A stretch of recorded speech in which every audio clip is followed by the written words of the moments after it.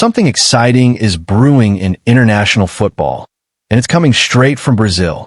The Seleção are all set to take the field again, this time in two thrilling international friendlies against South Korea and Japan. But what's really getting fans around the world talking is the strong starting 11 that coach Carlo Ancelotti is expected to unleash, and the big names making their comeback, and those still missing out. So, what will Brazil's lineup look like? And what's the latest update on Neymar? Stay with us till the end, because this could be one of the most important previews ahead of Brazil's road to the 2026 FIFA World Cup. After officially securing qualification for the 2026 World Cup, Brazil's focus has now shifted to rebuilding strength, testing tactics, and regaining rhythm before the big tournament. Earlier this month, on October 2nd, head coach Carlo Ancelotti announced his 26-man squad for the friendlies, and it features both exciting returns and surprising omissions. Among the returnees are Rodrygo and Vinícius Júnior, two of Real Madrid's brightest stars. Both players missed out on Brazil's previous fixtures for different reasons. Vinícius was rested after the team secured early World Cup qualification, while Rodrygo was dropped due to limited playing time at Real Madrid this season. But now, Ancelotti has recalled both of them, signaling his intent to restore Brazil's attacking chemistry and flair on the wings.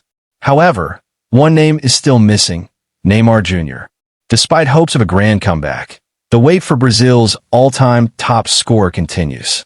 According to reports from the Associated Press, AP, Neymar recently suffered another setback with a fresh thigh injury.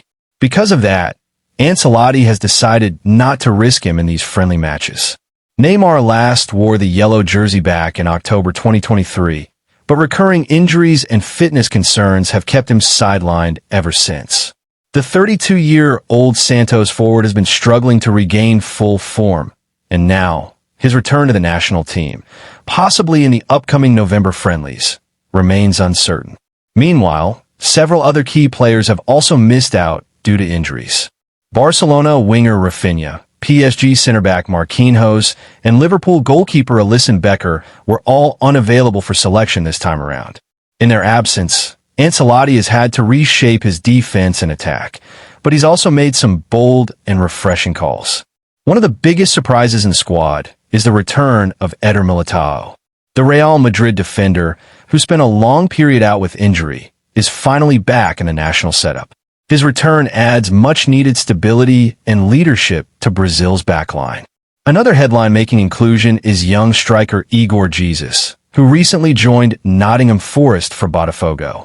The 21-year-old has made an explosive start to life in England, scoring 4 goals in just 2 matches, and Ancelotti clearly sees potential in giving him a shot with the national team. What could Brazil's starting 11 look like against South Korea? Analysts expect Ancelotti to stick with his preferred 4-3-3 formation, balancing Brazil's natural attacking style with defensive discipline. Here's how the lineup might shape up.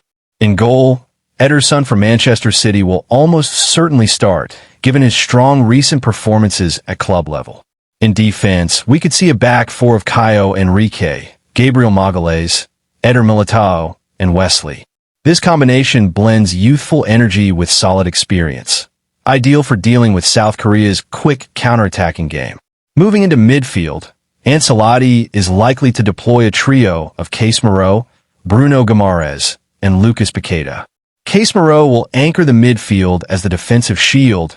Bruno Guimarães will provide energy and distribution, while Paqueta's creativity and technical ability will add flair going forward. Up front, Brazil's front three looks absolutely electric. Vinícius Júnior on the left wing, Rodrygo on the right, and Richarlison leading the line as the central striker. This attacking trio is capable of tearing any defense apart with pace, skill, and clinical finishing. It's exactly what Brazilian fans have been eager to see again. Brazil will first take on South Korea on October 10th, followed by a clash with Japan in Tokyo just 4 days later. Both matches will serve as valuable tests for Ancelotti's men, not just to experiment with new combinations, but also to assess how the team functions without Neymar. The friendlies also come at a crucial time. With the World Cup approaching in less than 2 years, Brazil need to finalize their core lineup and tactical identity. The return of stars like Vinícius and Rodrygo offers renewed hope, while youngsters like Igor Jesus and Wesley represent the future of the Seleção. To sum up, Brazil's friendlies this month are about more than just practice. They're about pride, progress, and preparation for 2026.